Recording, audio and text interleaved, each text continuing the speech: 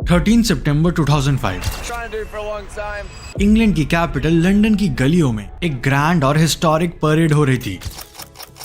ये उसी टाइप की विक्ट्री परेड थी जो कि हम इंडियन फैंस ने 2024 का T20 वर्ल्ड कप जीतने के बाद मुंबई में देखी थी।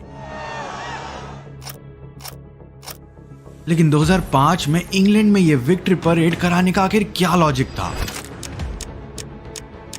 उस साल वर्ल्ड कप हुआ भी नहीं था एंड एक वर्ल्ड कप तो छोड़ो, उस टाइम तक उन्होंने एक भी आईसीसी ट्रॉफी नहीं जीती थी। लेकिन फिर ये विक्ट्री परेड क्यों थी? इसका सीधा साधा एक डायरेक्ट आंसर है 2005 एशेज। इस बात से कोई इनकार नहीं करेगा कि एशेज हिस्टोरिक वाइज ही नहीं बल्कि कंपटीशन वाइज भी क्रिकेट की सबसे बड़ी और आइकॉनिक सीरीज है।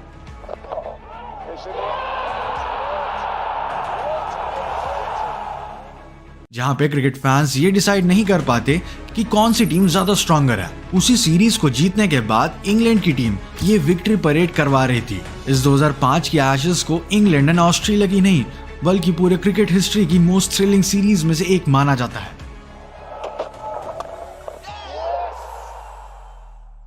दो महीने, 22 players, 5 test matches and non stop thrilling moment से भरी हुई थी ये सीरीज, जहां पे इंग्लैंड ने रिकी पॉन्टिंग की प्राइम ऑस्ट्रेलिया को हराकर उनके 16 साल के डोमिनेटिंग स्ट्रीक को खत्म कर दिया था। और वो भी तब जब ऑस्ट्रेलिया अपने प्राइम फॉर्म में थी, जहां वो एक के बाद एक ट्रॉफीज जीत रही थी। ये सीरीज शुरू तो हुई थी एक बदले की आग में, लेकिन इस आग के जाते जाते ये सीरीज एक बैटल ग्राउंड का रूप ले चुकी थी, जहां प्लेयर्स के चेहरे पर अग्रेशन से ज्यादा प्रेशर और टेंशन देखने को मिलती थी, और जहां पे इंग्लैंड की टीम ने वापस से क्रिकेट का ताज अपने सर पर पहन लिया था। लेकिन आखिर कैसे एशेज की जीत इतनी ज्यादा आइकॉनिक और हिस्टोरिकल थी?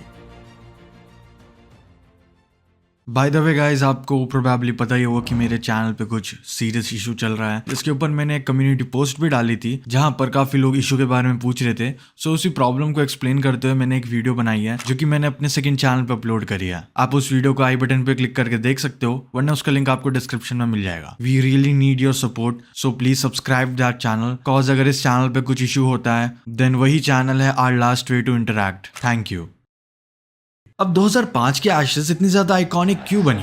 इसके लिए हमें थोड़ा पहले का सिनेरियो समझना पड़ेगा। 1989 की एशेज में ऑस्ट्रेलिया इंग्लैंड की टीम को 4-0 से हरा देती है एंड उसी पर्टिकुलर सीरीज से इनविंसिबल ऑस्ट्रेलिया का डोमिनेशन शुरू हो जाता है। 1989 से 2002 तक केवल 8 सीरीज खेली जाती है एंड इन 8 एशेज की सीरीज में वही 2 टीम्स थी, बट रिजल्ट हमेशा एक ही आता था, ऑस्ट्रेलिया की जीत और इंग्लैंड की हार। घर हो या बाहर, कैप्टन स्टीव वॉ हो या फिर रिकी पॉन्टिंग, ऑस्ट्रेलिया एशेज को एक तरफ डोमिनेट कर रही थी एंड 2000s आते आते एशेज ही नहीं बल्कि ऑस्ट्रेलिया पूरे वर्ल्ड क्रिकेट को डोमिनेट कर रही थी। ये वही एरा था जहां ऑस्ट्रेलिया और उनके प्लेयर्स अपनी प्राइम फॉर्म में थे और सीरीज के बाद सीरीज जीत रहे थे, और इसी ऑस्ट्रेलिया का वेलकम कर रही थी इंग्लैंड 2005 की एशेज के लिए। वेल, हम ऑलरेडी प्राइम ऑस्ट्रेलिया के बारे में एक सीरीज बना रहे हैं जिसके हमने ऑलरेडी कुछ एपिसोड्स अपलोड कर दिया यूट्यूब पर। अगर आपको वो सीरीज देखनी है देन आप आई बटन पर क्लिक कर सकते हो, वरना आपको उसका लिंक डिस्क्रिप्शन में मिल जाएगा। और इसी प्राइम ऑस्ट्रेलियन टीम को वेलकम कर रही थी इंग्लैंड की टीम 2005 की एशेज के।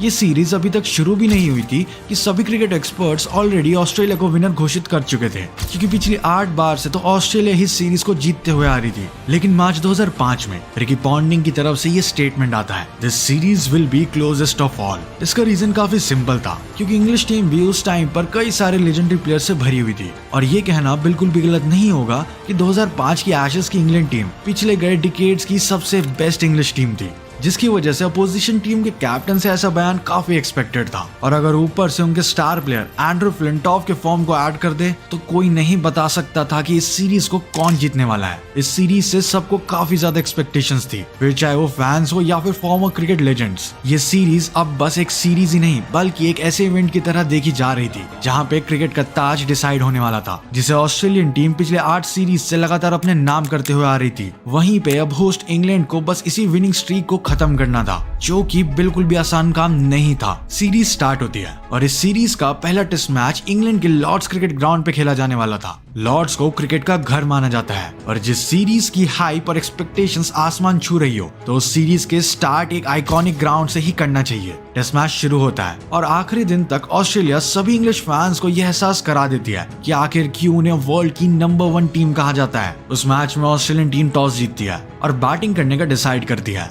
एंड इंग्लैंड के स्टीव हार्मिसन पूरे इंग्लैंड बैटिंग लाइनअप की कमर तोड़ के रख देते हैं। ना ही केवल ऑस्ट्रेलियन बैट्समैन उनके सामने स्ट्रगल करते हुए नजर आ रहे थे, बट उनकी बाउंसर्स भी प्लेयर्स को डरा रही थी।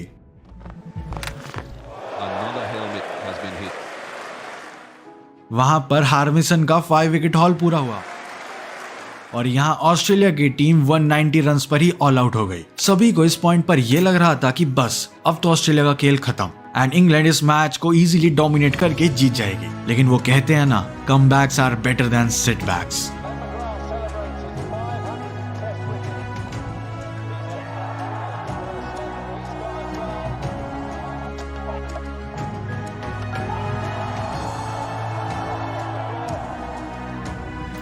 ये टेस्ट मैच अगर जाना जाता है तो बस एक प्लेयर की वजह से, जिसने अपनी बॉलिंग मास्टर क्लास से मैच का रुख ही बदल के रख दिया था, एंड वो थे ग्लेन मैकग्राथ।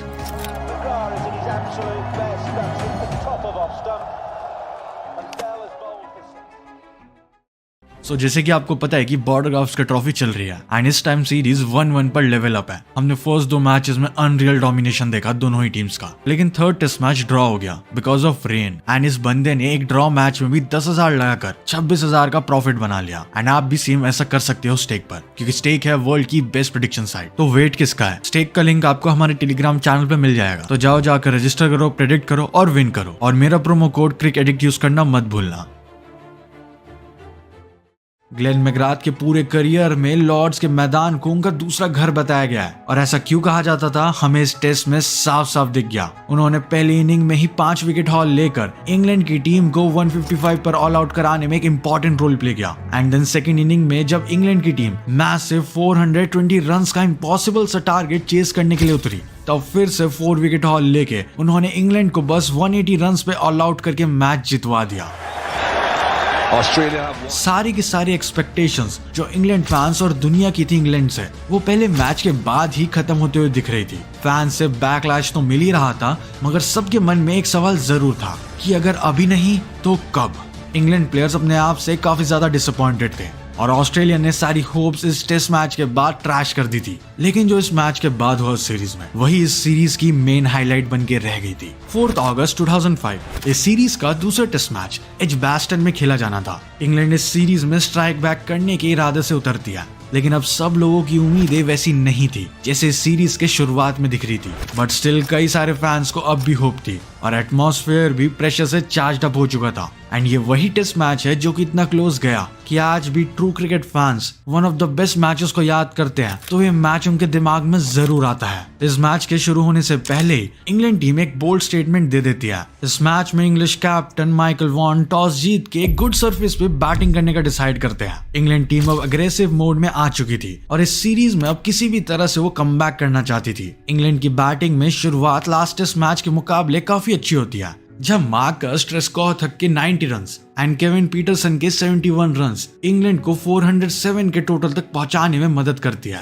लेकिन उस इनिंग में सबसे इंपैक्टफुल पारी एंड्रू फ्लिंटॉफ ने खेली थी। उन्होंने केवल 62 बॉल्स में 67 रन्स बनाकर पूरे मैच का टोन सेट कर दिया था। वो इंग्लिश टीम कितनी अग्रेसिव थी, इस बात का अंदाजा आप इसी बात से लगा सकते हो कि 400 प्लस रन्स बनाने में जहां टीम 100 से 120 ओवर लगा देती है, वहां उस दिन इंग्लैंड टीम ने केवल 79 ओवर्स ही लगाए थे इतने रन्स बनाने में। And I am not even kidding. By the way, Discord server join करना मत भूलना, वहां पर हम क्रिकेट रिलेटेड डिस्कशंस करेंगे। अगर आपको ज्वाइन करना है तो आपको लिंक डिस्क्रिप्शन में मिल जाएगा, डू चेक आउट। एजबास्टन के उस ग्राउंड पर 400 प्लस रन्स बना देना, that was a really good start for England team. इसके बाद ऑस्ट्रेलिया की टीम बैटिंग करने आती है और फ्लिंटॉफ एंड साइमन जोन्स के अग्रेसिव स्पेल के सामने घुटने टेक देती है।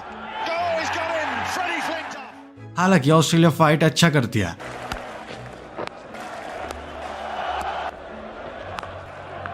लेकिन वो 308 रन्स पर ऑल आउट हो जाती है एंड उस मोमेंट पर वो 99 रन से पीछे होती है। इंग्लैंड मैच में अब आगे हो चुकी थी और तीसरी इनिंग में मैच में वापस से टर्न ऑफ इवेंट शुरू होने लगता है। ग्लेन मैकग्राथ, जिसने इंग्लैंड को पहले टेस्ट मैच में एक तरफा हरवा दिया था, वो फर्स्ट इनिंग का बदला लेने उतरते हैं। और अगर आप ग्लेन मैकग्राथ की एक्यूरेसी के साथ ब्रेडली के पेस को शामिल कर दो तो काम भी काफी डेडली बन जाता है। एंड ऐसा ही कुछ तीसरी इनिंग में भी हुआ। इंग्लैंड की टीम जब 99 रन्स की लीड के साथ बैटिंग करने उतरती है तो तो उस टाइम पर सब लोगों को यही लग रहा था कि एटलीस्ट ऑस्ट्रेलिया को फोर्थ इनिंग्स में 300-400 रन का टारगेट मिलेगा, लेकिन इंग्लैंड की ये टीम थर्ड इनिंग्स में सिर्फ 189 रन बनाकर ही ऑल आउट हो जाती है। एंड इस इनिंग में शेन वॉर्न ने कमाल का 6 विकेट हॉल भी लिया था। अब इस पॉइंट पे ये मैच 50-50 पे अटक चुका था, जहां सब लोग ये भूल गए थे कि पहले कौन जीता था या फिर बाद में कौन जीतेगा। सबकी नजरें इस नेल बाइटिंग मैच पे आके टिक चुकी थी, क्योंकि इसमें अब इंग्लैंड पे एक चांस था सीरीज में 1-1 का कमबैक करने का, एंड वहीं ऑस्ट्रेलिया पे मौका था 2-0 की लीड लेने का। फोर्थ इनिंग में ऑस्ट्रेलिया की बैटिंग करने के लिए 282 रन का टारगेट चेस करने के लिए, एंड उनकी शुरुआत खराब ही नहीं बल्कि डिजास्टर्स रहती है, जहां लैंगर 28 रन पर, पॉन्टिंग डक पर और हेडन 31 रन बनाकर जोन्स और फ्लिंटॉफ से आउट हो जाते हैं। इस पॉइंट पर ऑस्ट्रेलियन टीम 82 फॉर 3 पर थी और अब इंग्लैंड टीम के मैचेस जीतने के चांसेस ज्यादा लग रहे थे। एंड ये विकेट के गिरने का सिलसिला यहाँ तक नहीं रुका, बल्कि ये चलता जाता है। ऑस्ट्रेलिया की टीम का 8th विकेट 175 रन पे गिरता है जब माइकल क्लार्क आउट हो जाते हैं, और एंड तक आते आते ऑस्ट्रेलिया की टीम 220 फॉर 9 पर आ जाती है। ऑस्ट्रेलिया जीत से बस 62 रन दूर थी और इंग्लैंड की टीम को जीतने के लिए चाहिए था बस 1 विकेट।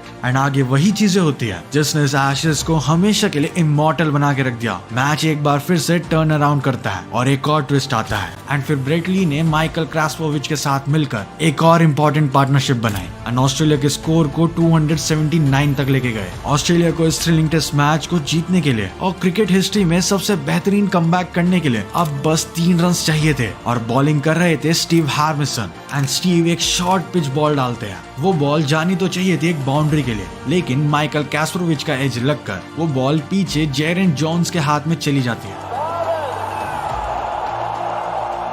एंड माइकल वहीं पर आउट हो जाते हैं। ऑस्ट्रेलिया वो नेल बाइटिंग टेस्ट मैच केवल 2 रन के मार्जिन से हार जाती है। सभी के सभी फैंस, चाहे वो ऑस्ट्रेलियन फैन हो या फिर इंग्लिश फैन, सब लोग इस मैच से सेटिस्फाइड थे, क्योंकि इतना नेल बाइटिंग मैच शायद ही किसी ने उस टाइम तक देखा होगा। वेल, इसके अलावा भी इंग्लैंड का एक और नेल बाइटिंग मैच हुआ था, जो कि 2019 का वर्ल्ड कप फाइनल था अगेंस्ट न्यूजीलैंड, जिसके बारे में हमने ऑलरेडी वीडियो बना रखा है। अगर आपको वो वीडियो देखना है तो आप आई बटन पे क्लिक कर सकते हो, वरना लिंक डिस्क्रिप्शन में मिल जाएगा। एंड अब इस मैच के बाद ये सीरीज 1-1 पे ड्रॉ हो चुकी थी। इस सीरीज के थर्ड मैच के लिए सब एक्साइटेड थे। सबको जानना था कि कौन सी टीम पहले लीड लेगी। 11 अगस्त 2008 इस सीरीज का third test match Old Trafford में खेला जाता है। एजबास्टन में खेले गए उस आइकॉनिक मैच की वजह से मोमेंटम पूरी तरीके से इंग्लैंड के फेवर में शिफ्ट हो चुका था, और अब इस मैच से पता चलने वाला था कि कौन सी टीम इस सीरीज को लीड करेगी। एजबास्टन वाले टेस्ट ने जहां हमें कॉम्पिटिटिवनेस और थ्रिलिंग से फन दिया, वहीं पे ये मैच हमें पेशेंस और स्किल दिखाने वाला था। इस मैच में इंग्लैंड टॉस जीत के फ्लैट पिच पे बैटिंग करने का डिसाइड करती है, and captain Michael von 166 run बना देते हैं। माइकल वॉन की मास्टर क्लास पारी की वजह से इंग्लैंड की टीम फर्स्ट इनिंग में 444 रन बनाती है,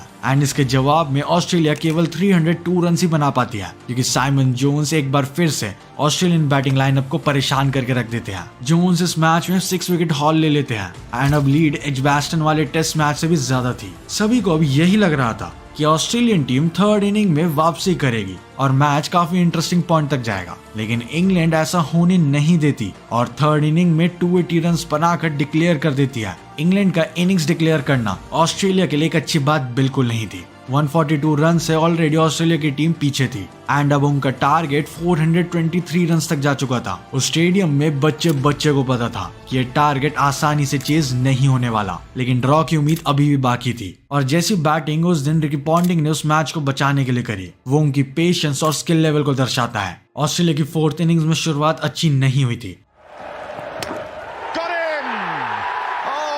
और स्कोर 1 पॉइंट पर 96 फॉर 2 था, लेकिन तभी रिकी पॉन्टिंग एक टफ और इंटेंस सिचुएशन में बैटिंग करने आते हैं और लास्ट डे पर बैक इंजरी होने के बावजूद एक आर्टिस्टिक इनिंग खेल देते हैं। वो नॉट आउट 156 रन बना देते हैं, जहां वो ऑलमोस्ट 3 से 3.5 घंटे तक अकेले ही बैटिंग करते हैं और मैच को आखिरी दिन पर ड्रॉ करवा देते हैं।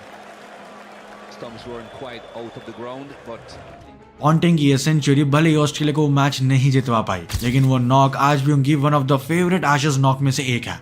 एंड इसी नॉक की वजह से उन्हें उस मैच का player of the match award भी मिला था। इंग्लैंड के लिए मैच जहां एक मिस्ड अपॉर्चुनिटी थी, वहीं पे ऑस्ट्रेलिया के लिए एक फाइटिंग बैक का मोमेंट था जहां वो हारा हुआ मैच भी ड्रॉ करवा लेती है। सीरीज अब अपने चौथे टेस्ट मैच पे आकर खड़ी हो चुकी थी, जो कि नॉटिंघम के ट्रेंट ब्रिज स्टेडियम पे खेला जाना था। ये वो टेस्ट मैच था जहां इंग्लैंड के एंड्रू फ्लिंटॉफ अपने करियर की one of the best performance दिखाने वाले थे। ओल्ड ट्रैफर्ड के एक ड्रामेटिक ड्रॉ के बाद ये सीरीज अब भी 1-1 पर ही खड़ी हुई थी और इस 2005 की एशेज सीरीज को अब कौन जीतेगा ये इस मैच से कहीं ना कहीं पता चलने वाला था। एक बार फिर से इंग्लैंड की टीम टॉस जीत कर बैटिंग करने का डिसाइड करती है। माइकल वॉन और मार्कस ट्रेस्कॉथिक दोनों ही मिलकर ब्रिलियंट हाफ सेंचुरीज लगाते हैं, लेकिन अभी एंड्रू फ्लिंटॉफ आने बाकी थे, जो कि उस दिन सारी अटेंशन अपनी ओर खींच लेते हैं क्योंकि वो उस दिन 132 बॉल्स पर शानदार 102 रन्स बना देते हैं एंड उस टाइम पर वो पूरी दुनिया को बता देते हैं कि उन्हें वर्ल्ड का बेस्ट ऑलराउंडर ऐसे ही नहीं कहा जाता। उनकी सेंचुरी की मदद से इंग्लैंड की टीम 477 का टोटल बना देती है एंड इसके बाद इंग्लैंड के प्लेयर्स फर्स्ट इनिंग के बाद भी नहीं रुकते और बॉलिंग में भी ऑस्ट्रेलियन बैटिंग लाइनअप को चीर के रख देते हैं।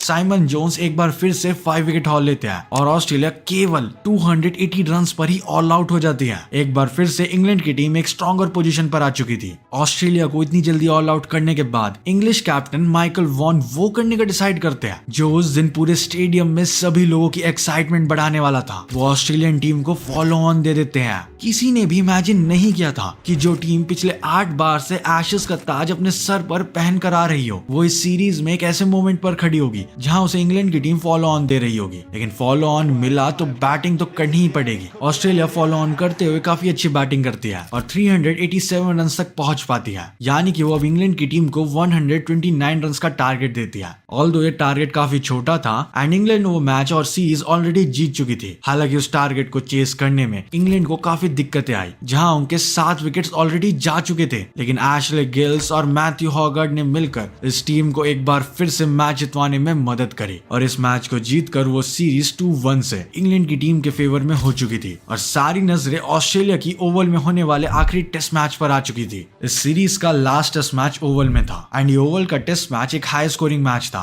जहां रन्स के अलावा कुछ और लग ही नहीं रहा था। उस मैच में हमें मैथ्यू हेडन, केविन पीटरसन और एंड्रू स्ट्रॉस के बल्ले से शानदार सेंचुरीज देखने को मिली एंड काफी सिंपल तरीके से ये वाला मैच ड्रॉ भी हो गया एंड फाइनली इंग्लैंड ये सीरीज जीत चुकी थी।